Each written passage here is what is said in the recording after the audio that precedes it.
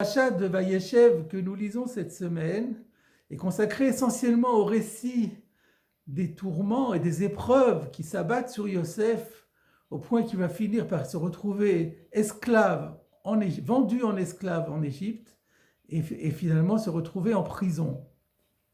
Ce récit est interrompu en son milieu par un autre récit qui n'a rien à voir, celui de Yehuda qui va chercher à se marier, qui va avoir une femme et qui va lui donner 3 enfants. Puis ensuite, ce premier enfant va grandir et va se marier, et il va mourir ainsi que son second frère, se marier avec Tamar, et finalement l'histoire va se terminer parce que, comme on le sait, Yehuda va s'unir avec Tamar sans le savoir, et elle va tomber enceinte et lui donner 2 jumeaux, dont l'un d'entre eux s'appellera Peretz, qui n'est autre que celui qui va être l'ascendant de la lignée de David Améler, du roi David, et partant de tous les rois d'Israël jusqu'à l'avènement du Mashiach, Bimera Beyamenu. Et la question de savoir pourquoi la Torah interrompt le récit de Yosef par celui de Yehuda, qui n'ont a priori rien à voir, a donné l'objet d'une question du Midrash qui dit Lama ismir parashazou lezou, pourquoi avoir juxtaposé ces 2 parachiotes? Et le Midrash donne de multiples raisons. Mais à part les raisons qu'il donne, il en a une autre qu'il donne pas officiellement comme une réponse à la question, mais qui est une réponse implicite et qui me paraît fondamentale. C'est juste avant. Le Midrash commente le début de ce chapitre qui parle de Yehuda et qui est introduit par les 3 mots Vayehi, Ba'etahi. Et ce fut en ce même moment, c'est-à-dire que c'est juste après la vente de Yosef par ses frères, que Yehuda, qui a perdu l'estime de ses frères, comme nous l'explique Rashi, décide de changer d'endroit et de trouver une épouse. Et donc le Midrash insiste, se pose la question sous-entendue, pourquoi la Torah insiste-t-elle sur le fait que sur les 2 événements, le mariage de Yehuda, la vente de Yosef, soient concomitants? Pourquoi ils arrivent au même moment? Et le Midrash nous dit, voilà que les frères de Yosef étaient préoccupés par la vente de Yosef.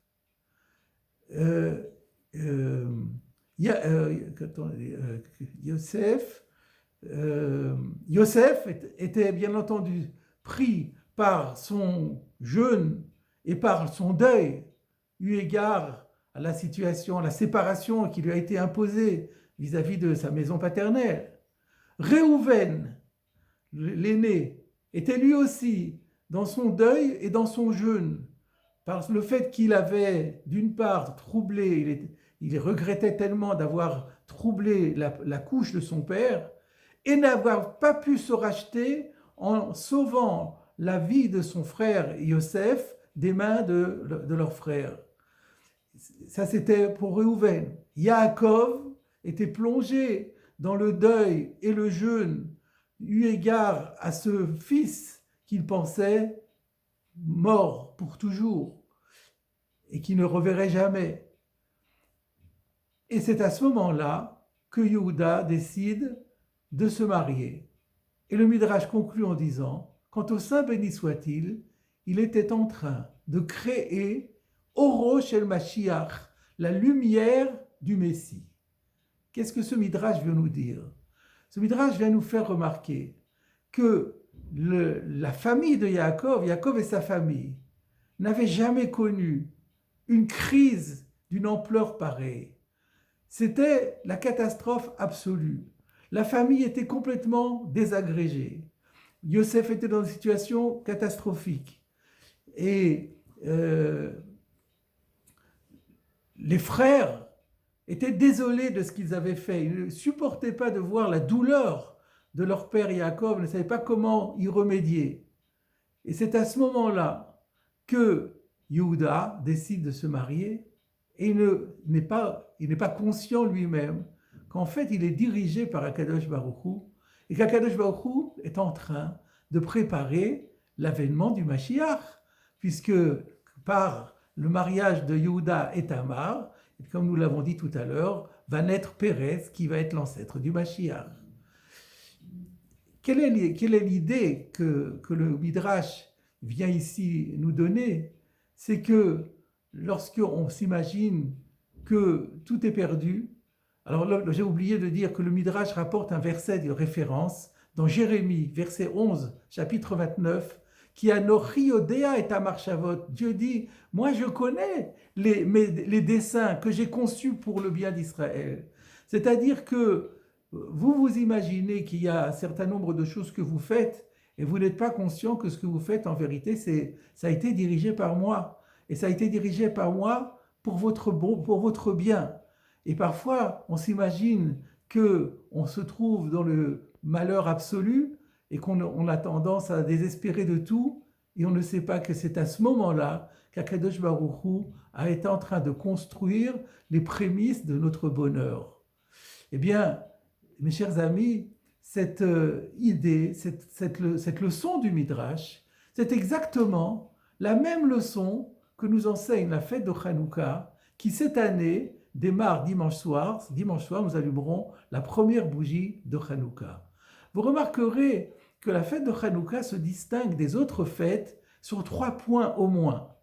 Tout d'abord, c'est une fête qui commence en fin de mois, le 25 du mois. Aucune autre fête ne commence si tard dans le mois. D'autre part, cette fête tombe en plein hiver. Aucune autre fête ne va tomber en hiver. Et enfin, la mitzvah centrale, principale de cette fête, c'est-à-dire l'allumage, ne peut se faire que la nuit, alors que la plupart des autres mitzvot, des autres fêtes, se font le jour essentiellement, ou alors nuit et jour, mais pas que la nuit. Et donc, il y a une raison pour cela. La raison en est tout simplement, comme nous l'explique le Pri Tzadik, Rabbi Tzadok HaKohen de Lublin, que ce n'est pas par hasard que la fête de Hanouka tombe le mois de Kislev. Kislev en hébreu veut dire, selon le Rav, cela veut dire l'espoir. Donc la fête de Hanouka, c'est la fête de l'espérance. C'est la fête où nous devons cultiver la confiance en Akadosh Baruch Hu. Et d'ailleurs, le mois de Kislev, dans le mot Kislev, il y a la lettre Samer qui est le symbole, d'après le livre de la création, c'est le symbole de ce mois de Kislev, c'est le Samer. Le Samer, par la forme géométrique, c'est un cercle vertical. C'est-à-dire que lorsque vous longez le cercle, vous êtes en haut et vous descendez tout doucement, vous allez vous retrouver vers le bas. Et quand vous arrivez tout en bas, vous remontez. La leçon est, comme les Hashmonaïm l'avaient compris, que lorsqu'on a l'impression qu'on touche le fond, qu'on est au bout du désespoir, eh bien, il faut savoir qu'à ce moment-là, l'espoir peut rejaillir.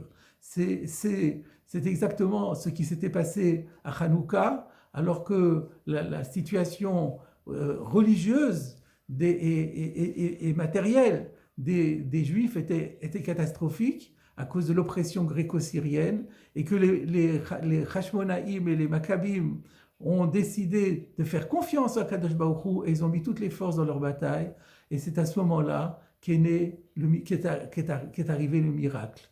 Il faut savoir que la fête de Hanouka, l'événement de Hanouka est le modèle et le préalable de toute l'histoire de la diaspora. Dans toute l'histoire de la diaspora, comme vous le savez bien, nous avons connu des périodes gravissimes, tragiques, où on aurait pensé que nous ne nous en remettrions jamais.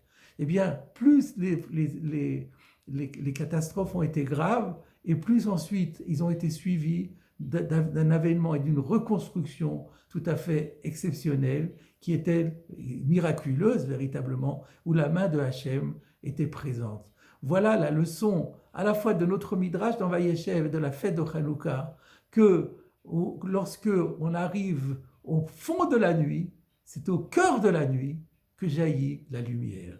Et comme une cerise sur le gâteau, nous ferons simplement remarquer que la phrase en hébreu qui veut dire on allume les 8 jours de Hanouka, Madlikin, Shemonat Yemer Hanouka, vous prenez l'initiale de ces 4 mots et vous obtenez le Mashiach. Et c'est en allumant les 8 bougies que nous allumons la menorah les 8 jours de Hanouka, cette lumière que nous faisons apparaître en plein cœur de la nuit, c'est la lumière du Mashiach, Amen.